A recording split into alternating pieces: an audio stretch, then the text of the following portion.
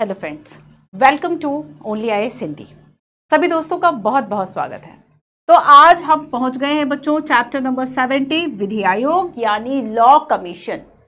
2023 में यूपीएससी ने क्वेश्चन पूछा कि विधि आयोग, एनएचआरसी, उपभोक्ता निवारण समिति है ना, और इन सब उपभोक्ता निवारण जो आयोग है कि इनमें से कौन संवैधानिक नहीं है। विधि आयोग भी उसमें प्रश्न था। तो कभी मेंस में क्वेश्चन पूछा जाता है कि विधि आयोग का औचित्य क्या है, तो हम प्रीलिम्स मेंस इन सबके क्वेश्चंस देखते हुए इसको पढ़ेंगे। So this is your Telegram channel, ठीक है, @मंजू PW UPSC वाला सर्च कर लो बच्चों, इसको आप स्कैन करके ज्वाइन कर लो टेलीग्राम चैनल को, ताकि क्लासेस की इंफॉर्मेशन आप तक पहुंचती रहे, क्लासेस के PDF है ना, क्लास नोट्स जो है बच्चों वो आप सब तक पहुंचता रहे। मुझे लगता है तैयारी आपकी अच्छी चल रही होगी, उम्मीद है मुझे ऐसी। इस बार का आपने प्रीलिम्स देखा होगा PT 2024 और देखा था कि सारे क्वेश्चंस लगभग हमने डिस्कस किए हुए थे, क्योंकि हमने सही तरीके से पढ़ा था, PYQ करंट को मिलाते हुए पढ़ा था।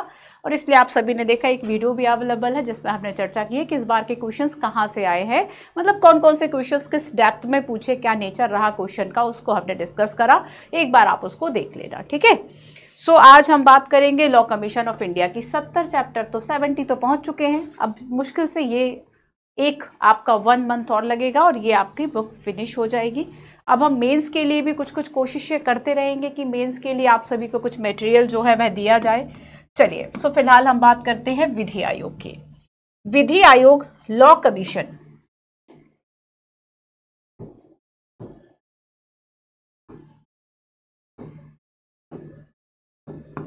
लॉ कमीशन, विधि आयोग। क्या आपने लॉर्ड मैकाले का नाम सुना है? लॉर्ड मैकाले का नाम सुना है? नहीं सुना? सुना होगा है ना। आपने मैकाले मिनट्स सुना होगा, जो हिंदी में यूपीएससी पूछ चुका है कि जो मैकाले मिनट्स है वह किससे रिलेटेड है? अंग्रेजी शिक्षा से रिलेटेड है, ठीक है। तो इस चैप्टर में हमें जानना ये है कि इसकी शुरुआत कैसी होती है। हम इसमें बात करेंगे कि आखिर इसकी जो शुरुआत है, जो पृष्ठभूमि है वह क्या रही, ठीक है, क्या संरचना है, क्या कार्य है, क्या सुधार है, और कुछ और बातों को हम समझेंगे। तो पहली बात तो हम समझेंगे कि जो लॉ कमीशन है इसकी एक ऐतिहासिक पृष्ठभूमि क्या रही।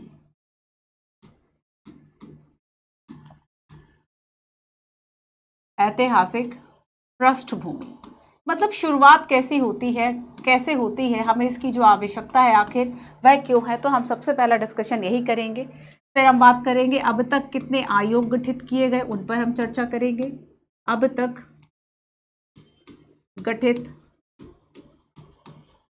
आयोग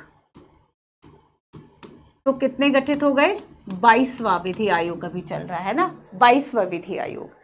इसके अलावा संरचना की बात करेंगे, स्ट्रक्चर क्या है, कार्यचालन की बात करेंगे, कार्य किस तरीके से होता है, मतलब क्या क्या कार्य इसको दिए जाते हैं और वह कार्यों को करता किस तरीके से है। तो बैठक से रिपोर्ट तक कैसे पहुंचता है, इसकी हम चर्चा करेंगे। लास्ट हमें इसमें डिस्कशन करना है कि इसकी जो भूमिका है आखिर वह क्या है ना। लास्ट हम डिस्कशन करेंगे इसकी जो भूमिका है वह क्या है, और इसके साथ ही हम देख लेंगे कि यूपीएससी ने जो क्वेश्चंस पूछे हैं, यूपीएससी ने 2023 में, और ऐसा नहीं मैं तो एक क्वेश्चन आपसे डिस्कस कर रही हूँ, उसके पहले भी क्वेश्चंस आए हैं ना। तो हम पीटी के क्वेश्चन देखेंगे, थोड़ा सा मेंस का क्वेश्चन देखेंगे, और हम एक और चर्चा करेंगे कि इसकी जो रिपोर्ट्स हैं वहाँ से क्वेश्चंस भी आते हैं। कौन सी रिपोर्ट नंबर, जैसे कि मान लीजिए अब तक 277 रिपोर्ट्स लॉ कमीशन दे चुका है, तो लास्ट जो 277 रिपोर्ट है वह किससे रिलेटेड है। जैसे कि जो लॉ कमीशन है ना वह हेट स्पीच पे रिपोर्ट दे चुका है, हेट स्पीच। सो ये जो है हेट स्पीच, ये क्या है, ठीक है। हो सकता है कुछ ऐसे बच्चे भी इस क्लास को देख रहे हो जिनसे अभी मुलाकात हुई, काफ़ी समय से ऑनलाइन देख रहे थे। बच्चों, आप सभी से मिलकर खुशी बहुत ज़्यादा होती है ना। एक टीचर के लिए, एक शिक्षक के लिए शायद सबसे ज़्यादा इम्पोर्टेंस इसी बात का है कि जो स्टूडेंट उसके वह किस तरीके से रिएक्ट कर रहे हैं जब मिल रहे हैं। आप सभी की जो खुशी थी मिलने की, उतनी ही खुशी सीरियसली मुझे भी हुई है। पटना बिहार के बच्चों से, बहुत सारे बच्चों से मिलना हुआ। उन्होंने लक्ष्मीकांत जो सीरीज़ आपकी चल रही है, आप फॉलो कर रहे थे काफ़ी समय से,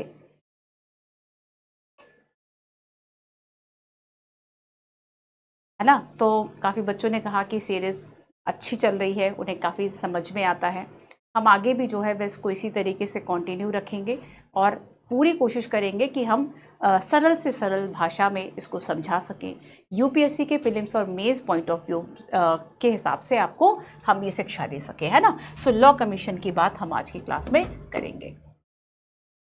कॉकरोच था एक बहुत बड़ा, वहाँ चला गया। चलो, तो भारत का विधि आयोग, ठीक है, लॉ कमीशन ऑफ इंडिया। अच्छा, कुछ बच्चे कहते हैं मैम पीपीटी, ये पीपीटी नहीं है बच्चों, ये है जो हमें कमीशन की वेबसाइट पर चीज़ों को देखना है, हम उसके बारे में पढ़ रहे हैं, ठीक है। कमीशन की वेबसाइट पर जो इम्पोर्टेंट इन्फॉर्मेशन है हमें एक बार उनको जो समझना है। संविधान में जो शब्द दिए हुए हैं हमें उन शब्दों को समझना है कि आखिर वो पर्टिकुलर टर्म है क्या। जैसे कि आप देखोगे कि इस बार आर्टिकल 368 के बारे में क्वेश्चन पूछा कि आर्टिकल 368 में जो संविधान संशोधन किया जाता है वह किस तरीके से किया जाता है, उसमें 3 वर्ड्स लिखे हुए हैं। बस इसी तरीके से हमें चीज़ों को पढ़ना है, इसी तरीके से हमें चीज़ों को समझना है आगे भी। तो संविधान क्या कहता है, कॉन्स्टिट्यूशन के क्या वर्ड है, इंपॉर्टेंट है ये, ठीक है। चलो आगे चलते हैं। सो देखो, विभाग के बारे में law commission of India, law विधि, सबसे पहले तो समझो विधि शब्द, विधि जिससे देश चल रहा है ना, जहान चल रहा है। विधि लॉ, कुछ तो हम रूल्स बनाएंगे, कुछ तो हम विधि बनाएंगे कि कैसे चीजें चलेंगी। जैसे कि मान लो किसी के द्वारा हेट स्पीच, घृणा भाषण, जैसे कि आप देखेंगे कि जाति धर्म के आधार पर मुद्दों को भड़का देना, अगर इस तरह का काम हो रहा है तब इसे कौन जो है वह रेगुलेट करेगा। हम उसके लिए कुछ, अब चूंकि हमारे यहाँ विधि का शासन है तो विधि कानून तो होंगे, और विधि कानून होंगे और समाज बदलेगा, समाज बदलेगा तो 100 साल बाद क्या सेम विधियां लागू होंगी, नहीं होंगी। तो यहाँ पर उनकी जांच परख के लिए ऐसे कानून जो अब पुराने हो गए हैं उन सभी को ठीक करने के लिए हमारे पास एक स्वतंत्र विधि आयोग है ना। संसद तो इस बारे में कर ही रहा है, लेकिन उससे अलग होकर भी जो विधि आयोग है वह इसके लिए कार्य करता है, और ये विधि और न्याय मंत्रालय के अंतर्गत है। Ministry of law and justice है ना, गवर्नमेंट ऑफ इंडिया, इसके अंतर्गत जो लॉ कमीशन है वह आएगा। तो लॉ कमीशन अपने बारे में क्या इंट्रोडक्शन देता है, दैट इज इंपॉर्टेंट एंड हम इसको देखते हैं। अच्छा, एक बात और सुनो, अगर आप कॉन्टिन्यूसली क्लासेस कर रहे हैं, बिल्कुल कॉन्टिन्यूसली, तो आप जब मिलके प्रश्न पूछते हैं ना बच्चों कि मैम इसको कैसे करें, इसको, बच्चे 1 मिनट में बताना भी, मतलब मैं ऑनेस्टली बहुत इस बात का जवाब देना चाहती हूँ कि आप सभी से जब मिलते हैं तो पता चलता है कि आपके क्या क्या प्रश्न हैं, परेशानियां हैं। तो 1 और 2 मिनट में तो इस बात का आंसर दिया जाना पॉसिबल नहीं है कि आपने कहा मैम 24 के लिए प्रिपरेशन कर रहे हैं, वह हम कैसे करें, है ना। तो बच्चों एक रिक्वेस्ट है आपसे कि आप अगर डेली क्लास देखोगे तो क्लास के बीच बीच में, क्लास के लास्ट में, क्लास के स्टार्ट में मैं आपको गाइड करती रहती हूँ कि बच्चों अभी आप इसके लिए पढ़ रहे हैं, अभी आप इसके लिए पढ़ रहे हैं, आप इस तरीके से पढ़ते रहो, ऐसे आंसर राइटिंग करो, बस बात को मानो, है ना। जो मैं कह रही हूँ उस बात को मानो, फॉलो करो उन चीज़ों को, तो जाके आपकी वो परेशानियाँ सॉल्व होंगी। खुद से जब कोशिश करेंगे आप चीज़ों को करने की, तब आपको उस प्रश्न के आंसर मिल जाएंगे, है ना। तो समटाइम्स 1 और 2 मिनट की बात नहीं होती कि आप पूछेंगे कि कैसे हम पूरी बुक को कवर करें। आप बस साथ रहिए, आप कॉन्टिन्यूटी के साथ वीडियोस को देखिए, नोट्स बनवा रही हो, नोट्स बनाइए, चीज़ों को याद कीजिए, अपने आप पॉलिटी आपकी स्ट्रांग हो जाएगी। चलो आगे चलते हैं। तो विभाग कहता है कि ये एक गैर संवैधानिक निकाय है। क्या कह रहा है, ये एक गैर संवैधानिक निकाय है, मतलब संविधान में इसका वर्णन नहीं है। गैर संवैधानिक निकाय, नॉन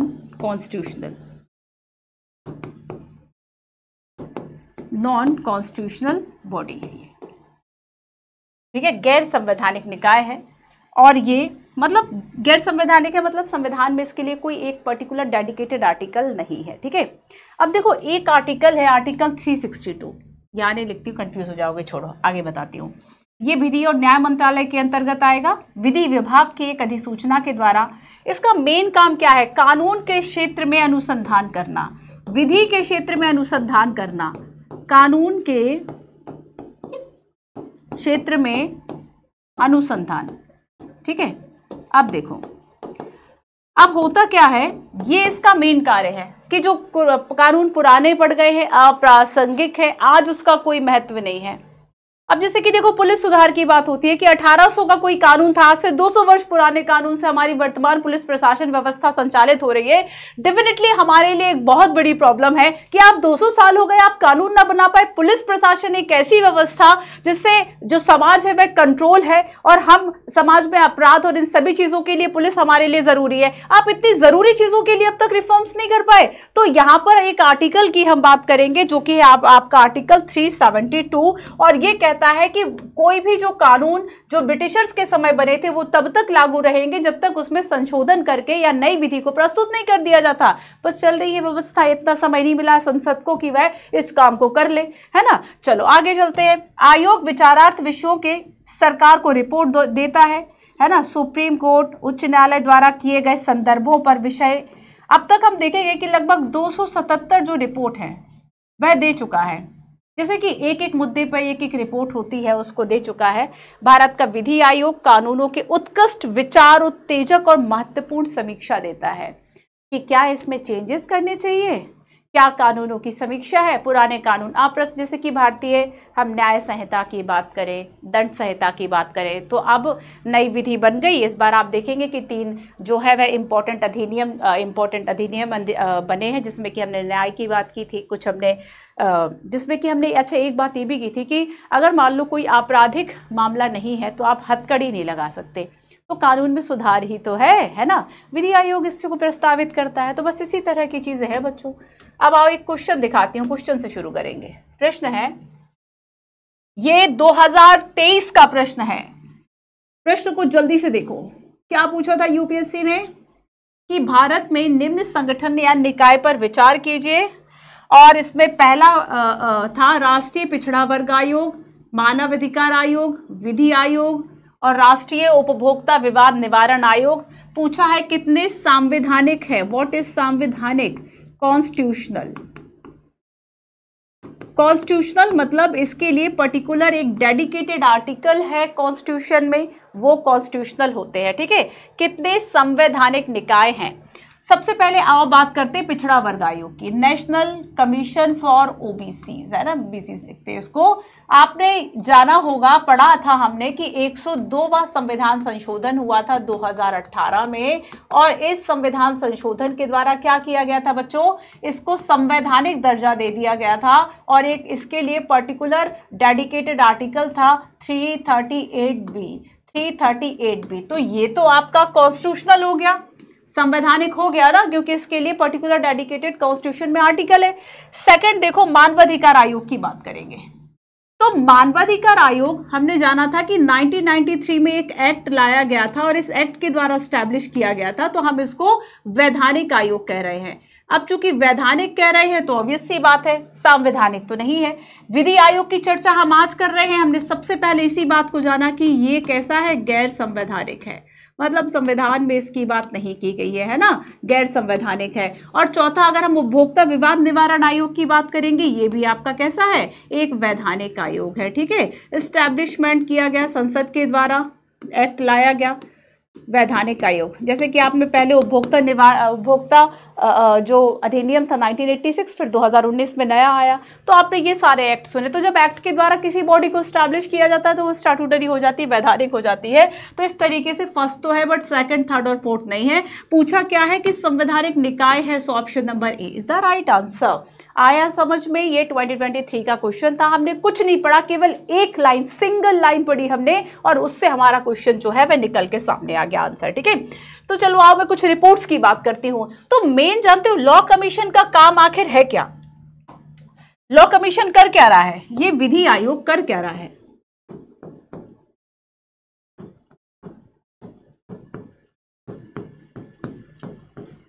विधि आयोग रिपोर्ट देता है।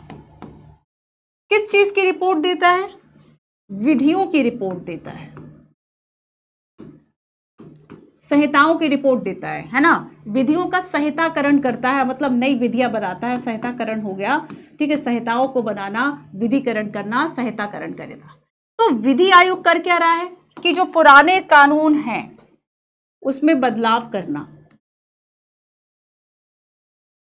पुराने कानूनों की जांच करना,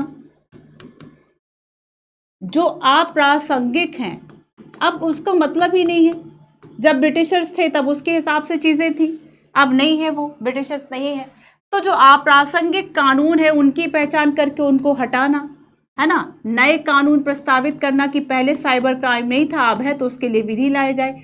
तो नया कानून प्रस्तावित ये करेगा, मतलब जो अप्रासंगिक पड़ गए, अप्रचलित पड़ गए, उनको चेंज करने का काम करेगा। जो नई आवश्यकता है उसको काम करेगा।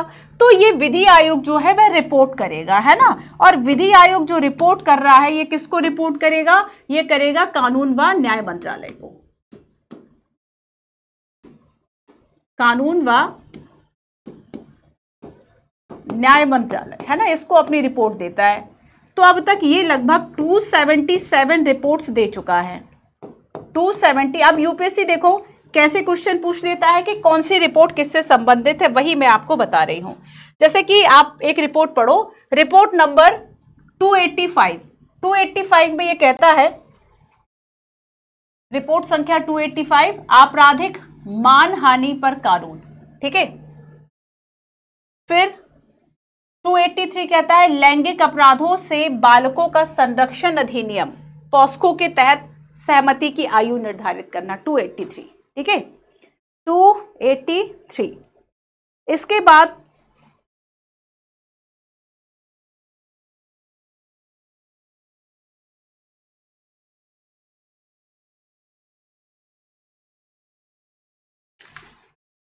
अब जैसे कि हम बात करें रिपोर्ट 282 की, प्रथम सूचना रिपोर्ट, ऑनलाइन ऑनलाइन जो रजिस्ट्रीकरण है आप वो कर सकते हैं। रिपोर्ट संख्या 281, है ना, ये रिलेटेड है भारतीय तार अधिनियम से। 280 प्रतिकूल कब्जा करने से, 279 राजद्रोह के कानून, 278 सिविल प्रक्रिया संहिता के आदेश से। तो ये सारी चीज़ें जो हैं वह आपको याद रखना है, ठीक है, कि बेसिकली किस रिपोर्ट में क्या जो है वह कहा गया है। तो यहाँ पर बस यही कुछ रिपोर्ट्स की बात की गई है। अच्छा, जो 277 में रिपोर्ट बता रही हूँ बच्चों, ये 2018 तक की है ना, बस यही फैक्ट मैं देख रही थी। तो यहाँ पर याद रखना कि 277 जो रिपोर्ट है ये 2018 तक इतनी रिपोर्ट से प्रस्तुत कर चुका है, ठीक है। और अब तक कितने विधि आयोग बन चुके हैं, हम उस पर अगर बात करें, पहला विधि आयोग जानते हो कब बना था? पहला विधि आयोग बना था ब्रिटिशर्स के समय में। आपने लॉर्ड मैकाले का नाम सुना, जिसने इंग्लिश को कंपलसरी किया हुआ था। तो लॉर्ड मैकाले मिनट्स जो आपने सुना, बस उसी मैकाले की अध्यक्षता में पहला विधि आयोग गठन किया गया था। और उसका मेन काम ये था कि अंग्रेजी शासन में या अंग्रेजों के जो कानून हैं उन्हें किस तरीके से हम कुछ चेंज कर दें और भारतीय परिस्थितियों के अनुकूल हम उसको ढाल लें, ये मेन बात थी, मतलब ये करना था। तो यहाँ पे लॉर्ड मैकाले की अध्यक्षता में पहला बना हुआ था, जो कि 19वीं शताब्दी में बना हुआ था। 19वीं शताब्दी मतलब 1801 से लेकर जब तक 1900 नहीं आ जाता उसके बीच का जो समय है। तो 1834 के आसपास में स्थापना वर्ष की बात करें तो लॉर्ड मैकाले। दूसरा और तीसरा सर जॉन रोमिली की अध्यक्षता में बना, और चौथा आयोग बना था व्हिटनी स्टोक्स की अध्यक्षता में 1879 में। और ये जो 4 विधि आयोग थे ये बड़े ही इंपॉर्टेंट थे। ये पृष्ठभूमि को हम जान रहे हैं, ये बड़े इंपॉर्टेंट आयोग थे। जैसे कि आप जो आज भारतीय न्याय संहिता की बात करते हैं, सिविल प्रक्रिया संहिता की बात करते हैं, ये सभी उसी समय बनाए गए थे, उन्हीं 4 आयोगों की देन थे। तो हम ये कहते हैं कि बड़ा ही एक इंपॉर्टेंट उनका बड़ा इंपॉर्टेंस रहा। जैसे कि हम अपने संविधान को जब शुरू करते हैं तो हम सबसे पहला पढ़ते हैं ऐतिहासिक पृष्ठभूमि, और हम जानते हैं कि ब्रिटिशर्स के समय में जो अलग अलग एक्ट आते हैं, रेगुलेटिंग एक्ट आते हैं, भारत सरकार अधिनियम आते हैं, शासन अधिनियम आते हैं, उन सभी ने हमारे संविधान में बड़ा ही इनपुट दिया है, बड़ा ही इंपॉर्टेंट चीजें जो है वह शामिल है। इस बार 1935 के एक्ट का क्वेश्चन भी था 2024 में, है ना। तो यहां पर देखो कि बस इसी तरीके से ये जो आयोग है उनका भी एक बड़ा इंपॉर्टेंस रहा।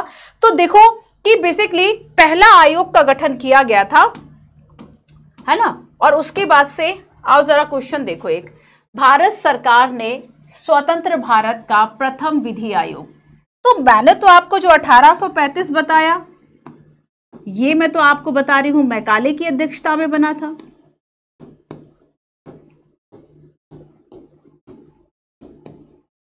मैकाले की अध्यक्षता में बना था। पर जब हम अगर स्वतंत्रता की बात करें कि जब 1947 में देश आज़ाद होता है, 1947 में हमें आज़ादी मिली, और इसके बाद हमने जो पहला विधि आयोग था फर्स्ट, ये 1955 में गठित किया। आपको बताना है इसके अध्यक्ष कौन है। अब तक अगर हम देखें 21 बन चुके हैं, वर्तमान में 22वां है ना, 22वां विधि आयोग है। तो 22 विधि आयोग बन चुके हैं। इनका कार्यकाल लगभग 3 वर्ष का होता है। ठीक है, कार्यकाल केंद्र सरकार बढ़ा भी देते हैं, जैसे कि जो 22वां विधि आयोग है उसका कार्यकाल को थोड़ा सा बढ़ा दिया, 2024 तक कर दिया। 21वां विधि आयोग जो है वह 2018 में खत्म हो गया था। 18 में उसका समाप्ति वर्ष था, मतलब उसकी जो विधि आयोग की सिफारिशें और जो वर्ष सारी चीजें कार्यरत थी। 19 चला गया, 20 में लास्ट में 22वां विधि आयोग आया। तो एक जो लैक है बीच में वह देखने को मिलता है कि आपने 2018 में जो कार्यकाल खत्म हो गया, आप 19-20 आपको क्या जरूरत ही नहीं पड़ी कि आप इस तरह के आयोगों का गठन करें। अब केंद्र सरकार तो गठन कर ही रही है। तब ऐसे में एक कमी सामने आती है कि विधि आयोग जो है वो निरंतर नहीं काम कर रहा है। तो ये कमी है, ये मेंस का हिस्सा है, ये मुख्य परीक्षा का हिस्सा है। अब अगर मैंने आपसे बोला कि इसकी कमी क्या है, तो वो मेंस का हिस्सा हो गया, समझ रहे हो। अब बस उसी को लिखो, उसके सुधार के उपाय दो, मेंस की प्रैक्टिस हो गई। 1955 में किसकी अध्यक्षता में, तो MC सीतलवाड़। ठीक है, लॉर्ड मैकाले तो भाई पहले वाले थे।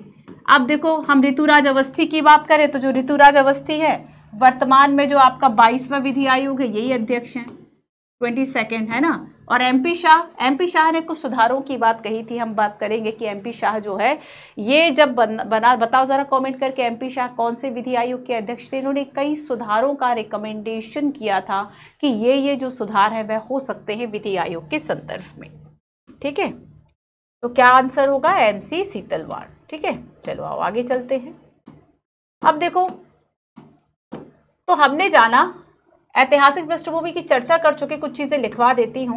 जाना कि गैर संवैधानिक है, नॉन कॉन्स्टिट्यूशनल है। ठीक है, गैर संवैधानिक है।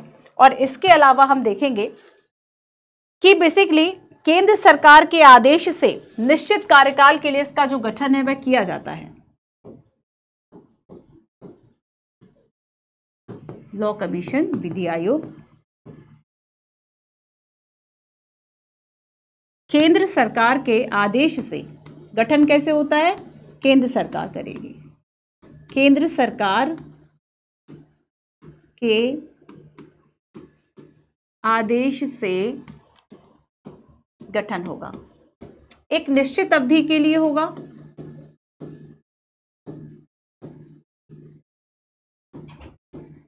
निश्चित अवधि हेतु, और ये अभी लगभग 3 वर्ष है, 3 वर्ष के लिए गठन किया जाता है। बट केंद्र सरकार चाहे तो आगे पीछे चीजों को करती रहती है। ठीक है, अब देखो जैसे कि इसके अगर हम जब मेन काम की बात करेंगे कि आखिर लॉ कमीशन जो है हमें इसकी आवश्यकता क्यों है या फिर ये करता क्या है, तो लॉ कमीशन का मेन काम क्या होगा, कानूनों का समेकन करना,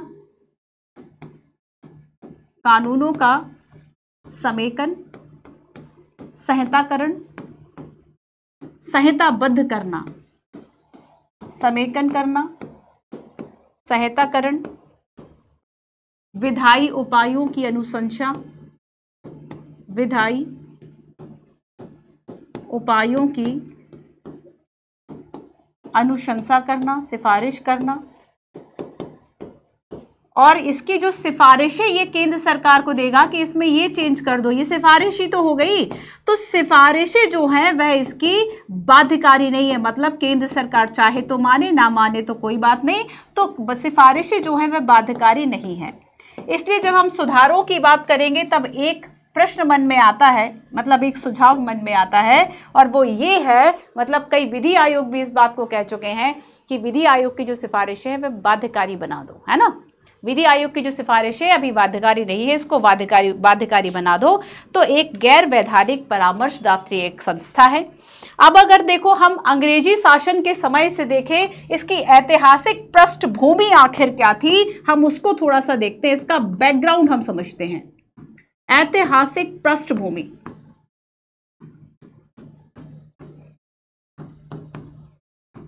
ऐतिहासिक पृष्ठभूमि, हिस्टोरिकल बैकग्राउंड।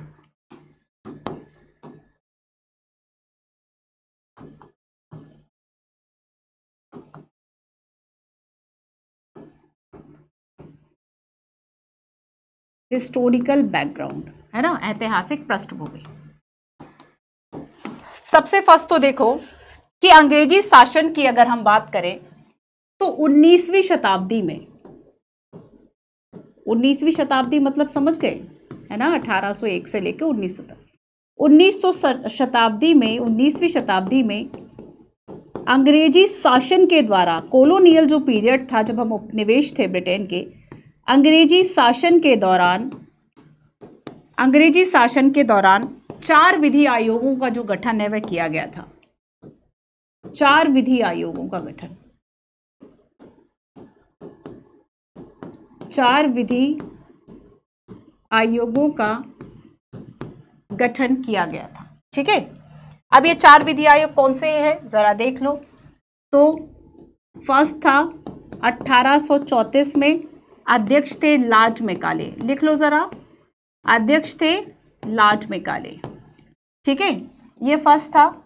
सेकंड 1 2 3, 2 और 3 की बात देखो, दूसरा बना था 1853 में, तीसरा बना था 1861 में, और इन दोनों के जो अध्यक्ष थे वह एक ही थे, सर जॉन रोमिली, सर जॉन रोमिली। और जो चौथा विधि आयोग बना था, ठीक है, फोर्थ अगर हम विधि आयोग की बात करें, ये बनता है 1879 में, डॉक्टर व्हिटली स्टोक्स। तो यहाँ पर ये 4 विधि आयोगों की जो बात है, ठीक है, ये 4 विधि आयोगों का गठन किया गया था और ये कई दृष्टि से बहुत इंपॉर्टेंट रहे। जैसे कि अगर हम देखेंगे, अच्छा इसका मेन काम देखो कि 19वीं शताब्दी में ये बनाए क्यों गए थे, आखिर इसकी आवश्यकता क्या थी। पहले आवश्यकता को समझ लो, आखिर इसकी जरूरत क्या थी, हमें क्यों विधि आयोग बनाना था। तो इसकी आवश्यकता थी कि अंग्रेजी कानूनों को भारत की परिस्थिति के अनुसार मोड़ा जाए। अंग्रेजी कानूनों को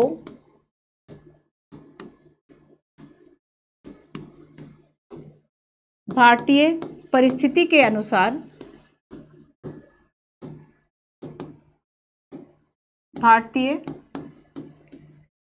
अंग्रेजी कानूनों को भारतीय परिस्थितियों में कैसे अपनाएंगे, हाँ, अपनाए जाने हेतु कुछ सिफारिशें ये दे सके, है ना, कुछ सिफारिशें ये दे सके। बस इसी सिफारिशों के लिए बना था कानून, इसी सिफारिशों के लिए ये विधि आयोग बना था। और ये जो 4 विधि आयोग थे इनका बड़ा इंपॉर्टेंस है, क्योंकि इसमें जैसे कि आप वर्तमान में आप देखेंगे अभी काफ़ी परिवर्तन हो रहा है कुछ संहिताओं में। मैं आपको नाम बता रही हूँ कि तो जो शुरू के आयोग थे उनका बड़ा इंपॉर्टेंट था, क्योंकि वर्तमान में हम कुछ व्यवस्थाओं को अपनाए हुए हैं, है ना, तो वो इन्हीं का परिणाम है इन 4 विधि आयोगों का। जैसे कि पहला है आपका भारतीय दंड संहिता, इंडियन पेनल कोड आप सुनते हैं ना, भारतीय दंड संहिता। अभी कुछ चेंजेस भी इस पे प्रस्तावित हुए हैं सर। और इसके अलावा आपराधिक प्रक्रिया संहिता,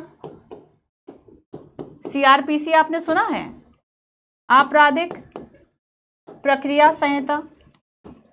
इसके अलावा है सिविल प्रक्रिया संहिता, इसमें भी अभी चेंज किया गया है कुछ, सिविल प्रक्रिया संहिता। और एक है जैसे कि अभी आप देखेंगे साक्ष्य अधिनियम, अभी कुछ चेंजेस किए गए 2023 में, और उसमें यह कहा गया कि डिजिटल वीडियो और पिक्स को भी साक्ष्य माना जाएगा। तो ये चेंजेस ही तो है। तो ये कुछ इंपॉर्टेंट ऐसे संहिताएं थी जो कि हम ये कह सकते हैं कि अंग्रेजों के समय में जो 4 ये आयोग बने थे इनके द्वारा किए गए थे। ठीक है, अब हम जानते हैं एक जो आर्टिकल है बड़ा ही इंपॉर्टेंट आर्टिकल है। ठीक है, हमारे संविधान में ना अभी एक आर्टिकल है, बड़ा इंपॉर्टेंस है इस आर्टिकल का।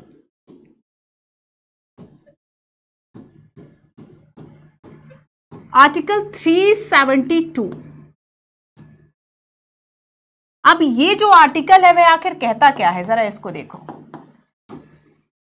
आर्टिकल 372 ये कहता है कि संविधान के पहले के कानून, संविधान के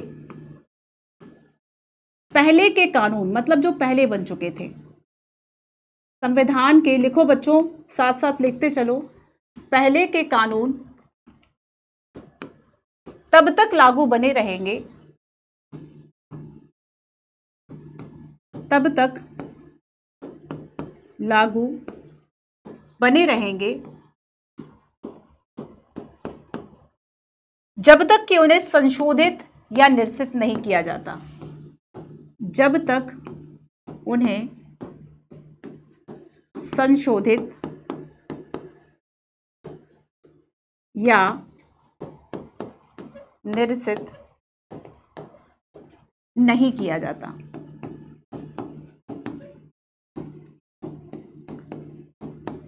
ठीक है, तब तक ये क्या रहेंगे कि जो पहले के कानून हैं वो बने रहेंगे। ठीक है, और इसके लिए जानते हो क्या कहा गया?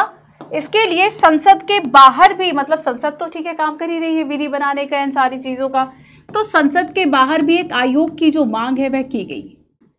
संसद के बाहर भी, अलावा भी कहे, एक स्वतंत्र आयोग की बात की गई। एक स्वतंत्र आयोग के गठन की मांग की गई, के गठन की मांग की गई, और यही मांग है और इसी को जो है वह सरकार ने अपनाया विधि आयोग के रूप में। विधि आयोग, ठीक है, विधि आयोग। और इसलिए जो पहला विधि आयोग है 1955 में सीतलवाड़ा की जो अध्यक्षता में है वह गठन किया गया। इसके अलावा देखो कुछ और पॉइंट्स मैं आपको बताती हूँ कि इसमें बेसिकली देश की बदलती जरूरतों के आधार पर विधि आयोग का काम क्या, उद्देश्य क्या था, तो देश की बदलती जरूरतों के आधार पर कानून प्रस्तावित करे।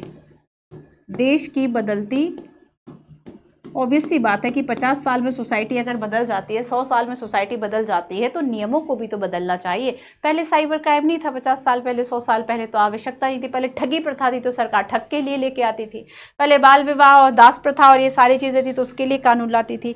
अब जब हम देखेंगे कि साइबर स्टॉकिंग है, साइबर क्राइम है, ये सारी चीज़ें हैं, तब हम इसके लिए, तो अगर समाज बदल रहा है, अपराधों का प्रकार बदल रहा है, तब डेफिनेटली परिभाषाएं भी तो बदले। समाज अगर बदले तो परिभाषाओं का भी बदलना बहुत ज़रूरी है ना। तो अगर समय के साथ कोई नहीं बदला तो वह अप्रासंगिक हो जाता है, वह व्यवहारिक नहीं रहता। कि आज आप कहो कि देवदासी है, आज आप, तो ये सारी चीजें आप देखेंगे कि कई प्रथाएं ऐसी थी जो कि सदियों पहले जो है वह समाप्त हो गई। तब ऐसे में अब हम उसके लिए क्या कानून लेके आए? अब समाज बदल गया, अब हमें जरूरत है कि हमें ऑनलाइन सुरक्षा मिले, हमारे आधार कार्ड से जो हमारी डेटा इन्फॉर्मेशन जुड़ी है उसको सुरक्षा मिले, तो हम डेटा प्रोटेक्शन बिल लेकर आएंगे कि हम देवदासी लेके आएंगे, सती प्रथा लेके आएंगे। तो जैसा समाज वैसी परेशानियां और वैसा कानून, इसी के लिए हमें चाहिए लॉ कमीशन, है ना। तो यहां पर देखो कि देश की बदलती जरूरतों के आधार पर या के अनुसार, देश की बदलती जरूरतों के अनुसार नए के अनुसार कानूनों की आवश्यकता। ठीक है, पुराने अप्रचलित कानून, पुराने अप्रचलित कानूनों को हटाना, पुराने अप्रचलित कानूनों को हटाना इसके लिए है। ठीक है, और कानूनों की जांच करना, उन्हें अपडेट करना, कानूनों की जांच करना, समीक्षा करना कि सही है या नहीं, समीक्षा करेगा, और उन्हें अद्यतन करना, मतलब अपडेट करना। करंट अफेयर से हम अपने जैसे टॉपिक्स को अपडेट करते हैं ना, अद्यतन करना, अपडेट करना, रिफॉर्म करना, तो यही तो काम है विधि आयोग का। और इसके लिए ही 1955 में पहला विधि आयोग आया था। 1955 में, 1955 में पहला फर्स्ट विधि आयोग। और जो सीतलवाड़ है, एस सीतलवाड़ की हम बात करें तो ये अध्यक्ष रहे। क्लियर है इतना? वर्तमान में हम देखेंगे तो 22वां विधि आयोग, और उसको भी एक्सटेंड 2024 तक के कुछ डेट तक कर दिया गया है। अब आओ हम विजन और मिशन की बात कर लें। ये देखो, ये बच्चों पढ़ना इसलिए ज़रूरी है क्योंकि हमें चाहिए कि हम यूपीएससी के अकॉर्डिंगली पढ़े, यूपीएससी की डिमांड के अकॉर्डिंगली पढ़े। और विधि आयोग अपने बारे में, विधि आयोग की एक वेबसाइट बनी हुई, वेबसाइट का मतलब तो जानते हो, विधि आयोग अपनी वेबसाइट पर जो कहता है हमें उन शब्दों को पढ़ना है। दैट्स वाई मैं यही वर्ड आपको पढ़ाऊंगी, अपने शब्द रही। ठीक है, जैसे कि देखो, तो विधि आयोग क्या कह रहा है यहाँ पर, उसका विजन क्या है, दृष्टि क्या है कि समाज में न्याय का अधिकतम प्रसार करने, मतलब ज्यादातर लोगों तक न्याय की पहुंच हो, अब जैसे कि यही शब्द आ गया, मैंने तो आपको बता दिया पुराने कानूनों की जांच करना, यहां पे लिखा है न्याय की पहुंच। तो कानूनों में सुधार कैसे होगा कि अब गरीब व्यक्ति है उस तक न्याय की पहुंच हो सके, उसके लिए निःशुल्क या मुफ्त विधिक सहायता की बात की जा रही है। तो ये सारी चीजें ना, तो न्याय की पहुंच को ध्यान में रखते हुए, अपने माइंड में रखते हुए ये काम कर रहा है। कानून के शासन के तहत सुशासन को बढ़ावा देना और कानूनों में सुधार करना, है ना, कानूनों में सुधार करना, ये काम है इसका।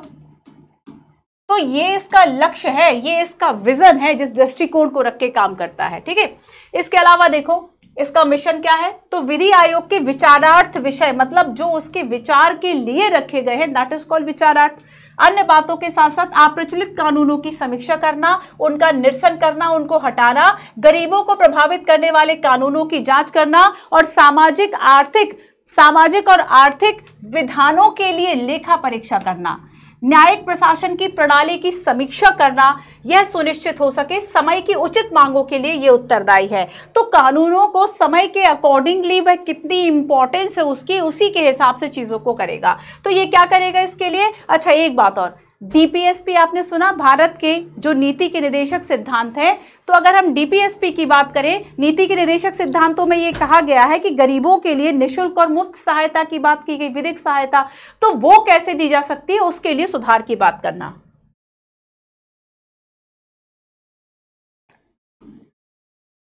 नीति आयोग के आलोक में मौजूदा कानूनों की जांच करना, सुधार के तरीकों के सुझाव देना, ये तो याद ही कर रहे हैं, ये आपको 10 बार पढ़ो, एक बार लिखो, चीजें याद हो जाएंगी। ये याद रहेगा तो चाहे आवश्यकता पूछे, चाहे कार्य पूछे, कुछ भी पूछे, आप इस चीज को लिख सकते हो। तो एटलीस्ट कुछ चीजों को तो ऐसा तैयार करो बच्चों कि अगर वो पर्टिकुलर टॉपिक आ गया तो समझो कि फिर आपकी पारी है ना, मतलब आपको वो चीजें लिख देनी है। तो इसके मिशन और जो वर्ड्स हैं इसको ध्यान में रखो।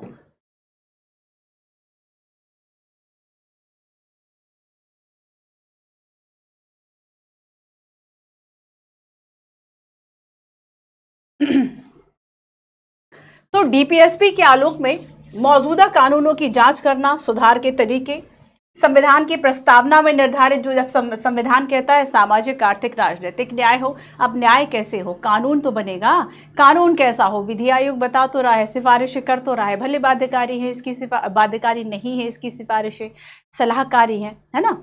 इसके अलावा लैंगिक समानता को बढ़ावा देना, उसमें संशोधन के सुझाव, मौजूदा कानूनों की जांच, केंद्रीय अधिनियमों को संशोधित करना, उन्हें सरल बनाना, उसमें जो विसंगतियां हैं, जो अस्पष्टता है उसको अलग करना, असमानताओं को दूर करना, वंचितों के हित संरक्षण के उपायों की सिफारिश, खाद्य सुरक्षा, बेरोजगारी पर वैश्वीकरण के प्रभाव की जांच करना, खाद्य सुरक्षा, वैश्वीकरण के प्रभाव की जांच। देखो क्या लिखा हुआ है। अब आप सोचोगे कि ये बेरोजगारी से कहाँ जुड़ गया। अरे भाई, बेरोजगारी हो, खाद्य सुरक्षा हो, है तो सब नीतियों का काम, और अगर नीतियां ही नहीं है तो फिर क्या होगा। तो यहाँ पर किसी भी तरह की पॉलिसी हो, समाज में कुछ भी चेंज आपको करना है तो उसके लिए आपको विधि चाहिए। तो चाहे खाद्य सुरक्षा की बात करें या फिर डिजिटल की बात करें, साइबर क्राइम की बात करें, अगर उससे रिलेटेड विधियां हैं तो विधि आयोग है, विधि आयोग वो सब काम कर रहा है। ठीक है, आया समझ में। अब हम इसके कुछ कार्य की बात करते हैं कि आखिर ये जो कार्य है वह कैसे करेगा। ठीक है, तो सबसे पहले तो देखो कि केंद्र सरकार, उच्च न्यायालय और उच्चतम न्यायालय, है ना, जो ये संदर्भ बताएंगे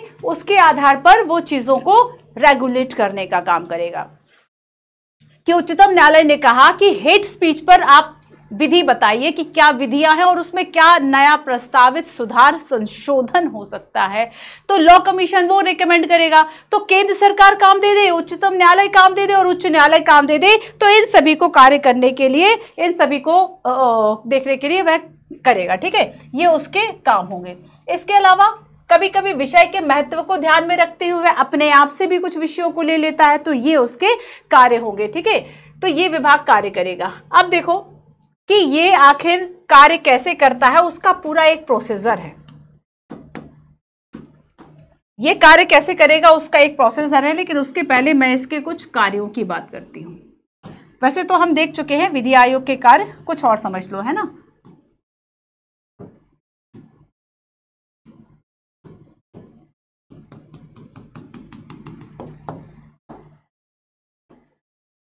सबसे पहली बात यह है कि अनावश्यक या अप्रासंगिक जो कानून है उनको हटाना। अनावश्यक, अब आवश्यकता नहीं है, अप्रासंगिक,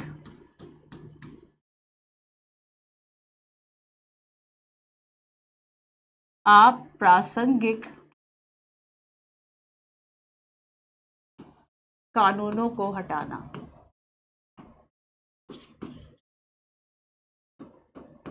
ठीक है, पहचानना और हटाना दोनों शब्द, पहचानेगा तभी तो हटाएगा ना, पहचानना व हटाना। दूसरा काम देखो कि जो डीपीएसपी है, directive principle of state policy, भाग 4 राज्य की नीति के निदेशक तत्व पढ़ चुके हैं। तो जो डीपीएसपी है ना, डीपीएसपी को लागू करने के लिए या डीपीएसपी के सिद्धांतों को चूंकि राज्य याद रखे, डीपीएसपी के सिद्धांतों के अनुसार, डीपीएसपी के सिद्धांतों के अनुसार मौजूदा कानूनों की जांच करना, मौजूदा कानूनों की जांच करना, मौजूदा कानूनों की जांच करना। ठीक है, इसके अलावा प्रस्तावना का जो उद्देश्य है उसको ध्यान में रखना,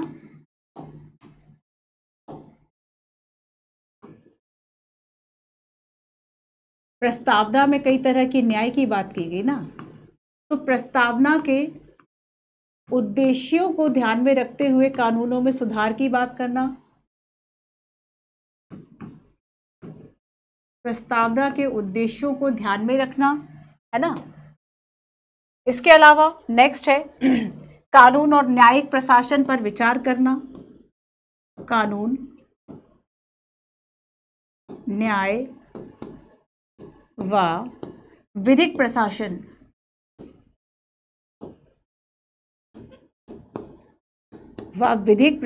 पर विचार करना। ये काम करेगा ना, विधिक प्रशासन किस तरीके से चल रहा है, क्या कमियां हैं, और सबको करेगा।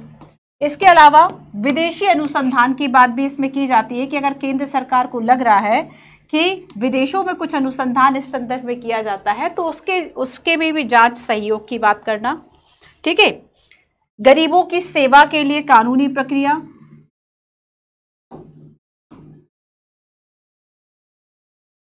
गरीबों की सहायता,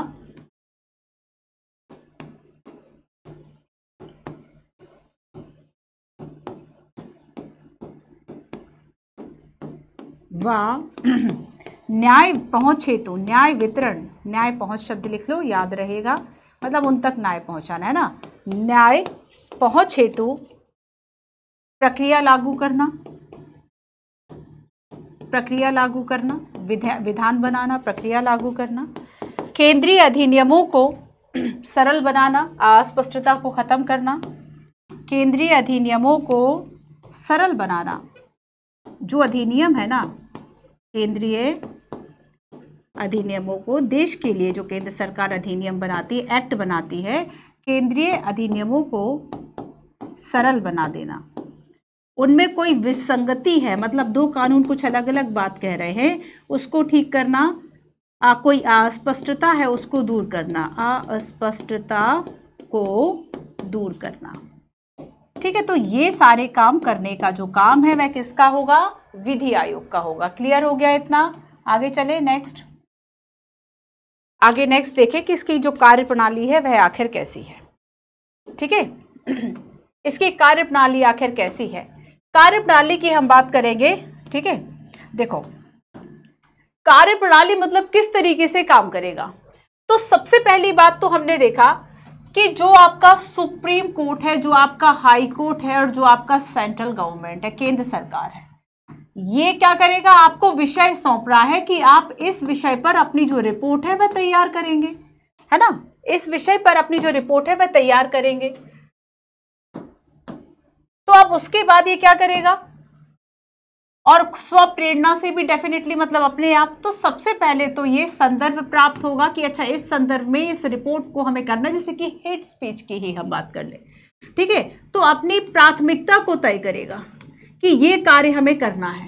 प्राथमिकता को तय करके ये बैठक का आयोजन करेगा, है ना, सदस्यों के बीच में कि हमें ये जो काम है वह करना है। उसमें विषय की प्रकृति, दायरा, उसको ध्यान रखेगा कि ये हमारा विषय है, ये विषय की प्रकृति है, ये हमारा प्रस्ताव होगा, है ना, ये सब काम करेगा। इस पे संशोधन करेगा, इस पे शोध करेगा, इस पे डाटा इकट्ठा करेगा कि ये रिपोर्ट है, मतलब ये डेटा है, हम इस आधार पर काम करेंगे। तो अपने पूरे जो विचार है वह कर रहा है, ठीक है।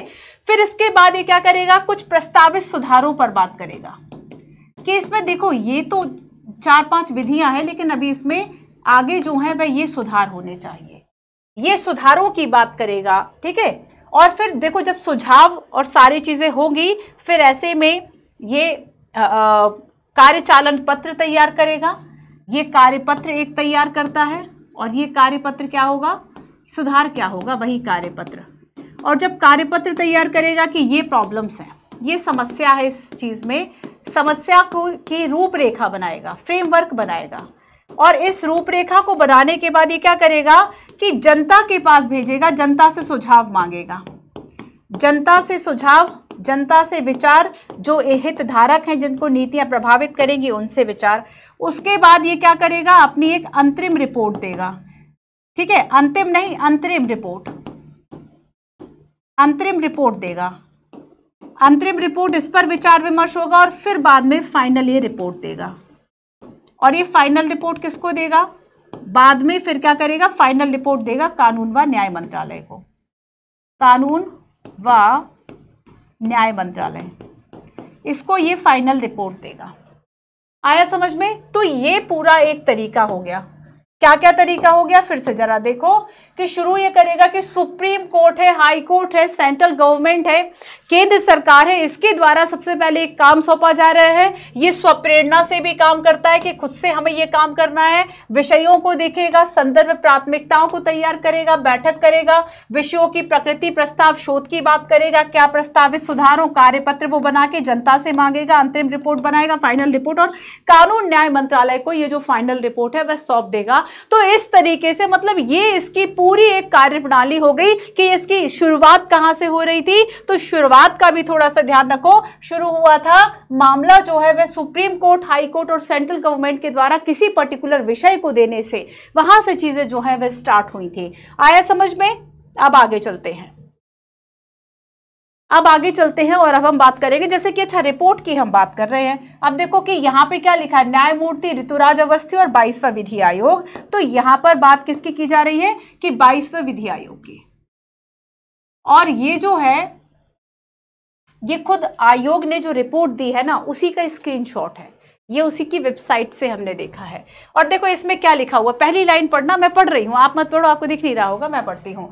मुझे सिविल प्रक्रिया संहिता 1908 के आदेश के नियम इतने से शीघ्र संशोधित करने की आवश्यकता पर भारत के विधि आयोग की रिपोर्ट संख्या 278 को अग्रेषित करते हुए हर्ष हो रहा है। मतलब इसमें यह कहा कि सिविल प्रक्रिया संहिता जो है उस जो 1908 की थी, सोचो उसको चेंज कर रहे हैं। उसकी बात यहाँ पर ऋतुराज अवस्थी जो 22वें विधि आयोग के अध्यक्ष, उन्होंने कहा कि हमने 1908 की सिविल प्रक्रिया जो संहिता है हमने इसको कुछ चेंज करा। ठीक है, इसके अलावा देखो रिपोर्ट संख्या 281 किससे रिलेटेड है, भारतीय टेलीग्राफ अधिनियम 1885, विद्युत अधिनियम 2003 के अधीन टावर पारेषण लाइन के संस्थापन के कारण नुकसानी का प्रतिकार, अगस्त 2023 में ये रिपोर्ट दिया। और इसमें क्या लिखा है, 22वें विधि आयोग के गठन भारत सरकार के विधि और न्याय मंत्रालय के विधि कार्य विभाग नई दिल्ली द्वारा आदेश संख्या ये। तो यहाँ पर ये रिपोर्ट इस अगर आप सरकारी डॉक्यूमेंट्स पढ़ते हो, जैसे कि इस बार लोकसभा की आचार समिति को लेके यूपीएससी ने क्वेश्चन पूछा।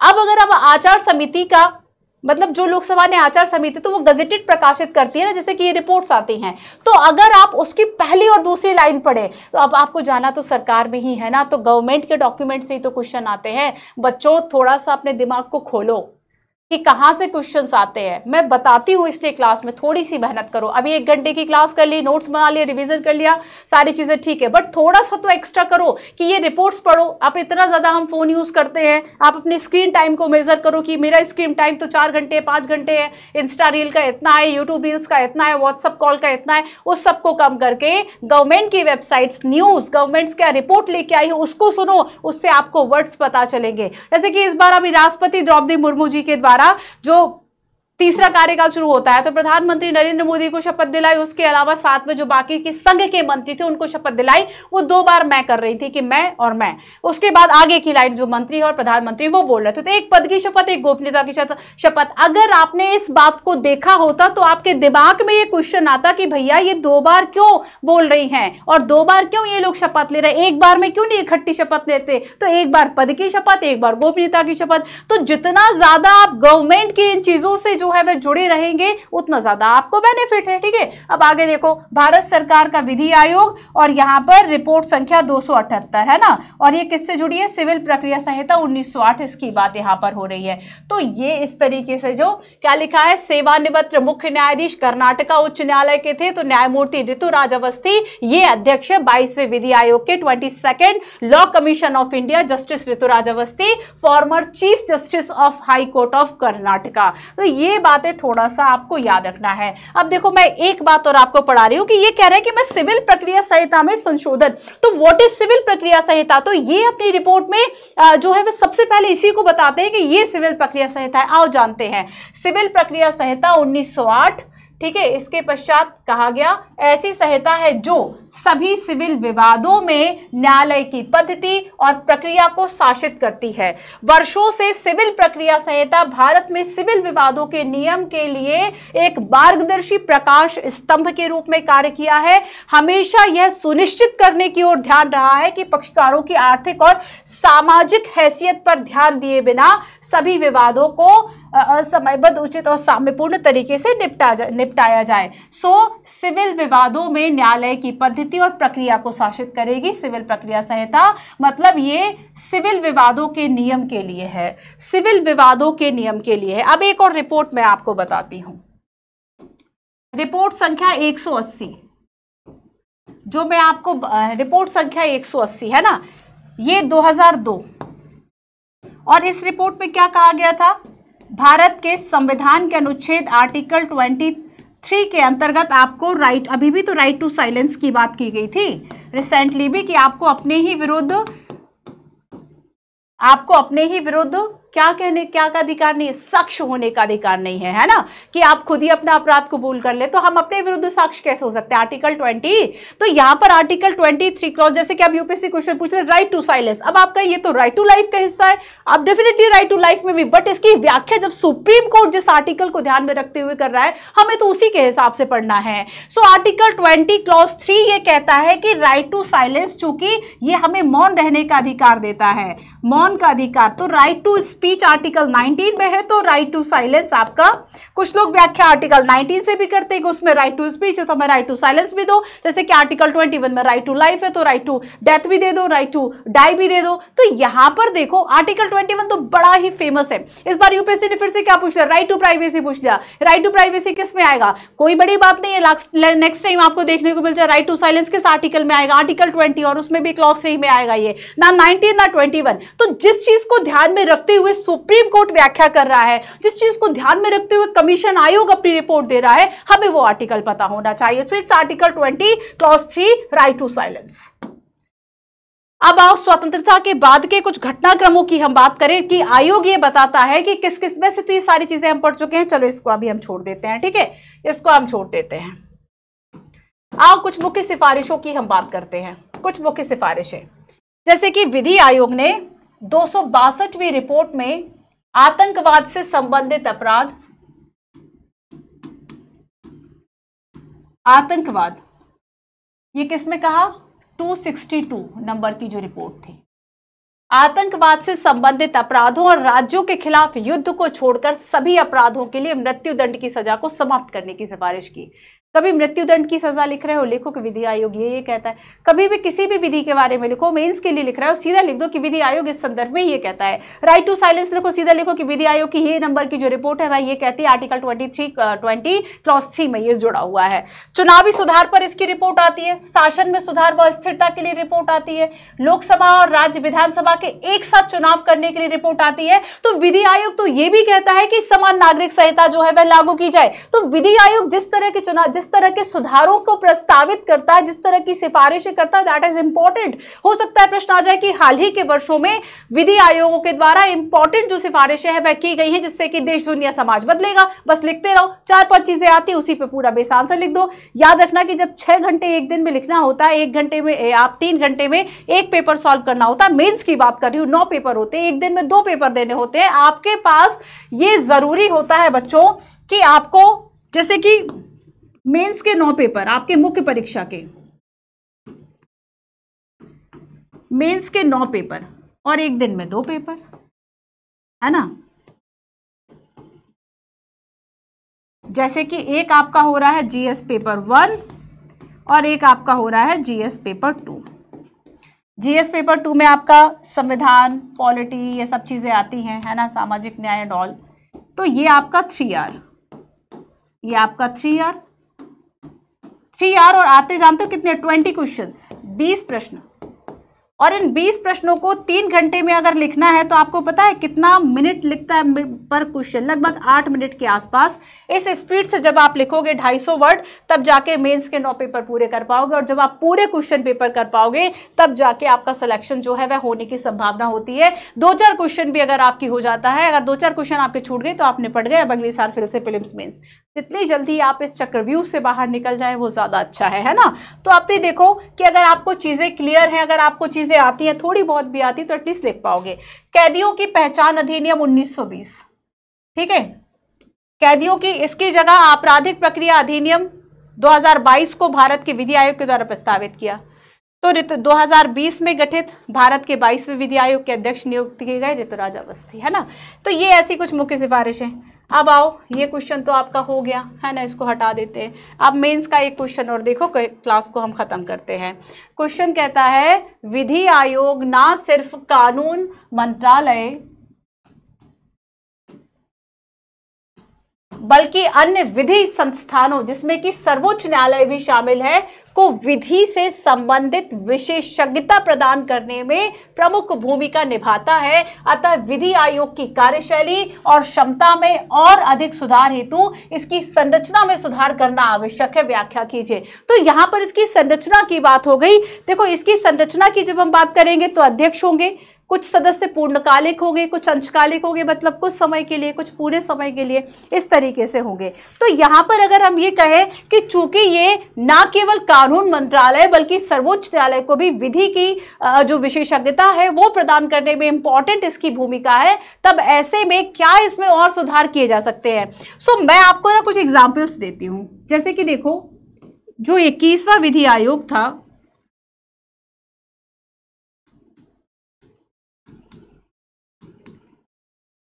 इसकी जो पूरा हम कहें कि जो अवधि थी 2018 में समाप्त हो गई थी,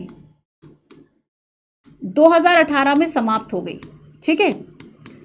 अब उसके बाद 19 निकल गया, 20 निकल गया, और 20 के लास्ट में 22वां विधि आयोग कब आया जानते हो? 2020 के अंत में। तो ऐसे में ये एक गैप रहा, एक अंतर रहा। तो हम ये कहें कि इसकी निरंतरता बहुत जरूरी है। पहली बात क्या है? निरंतरता बहुत जरूरी है।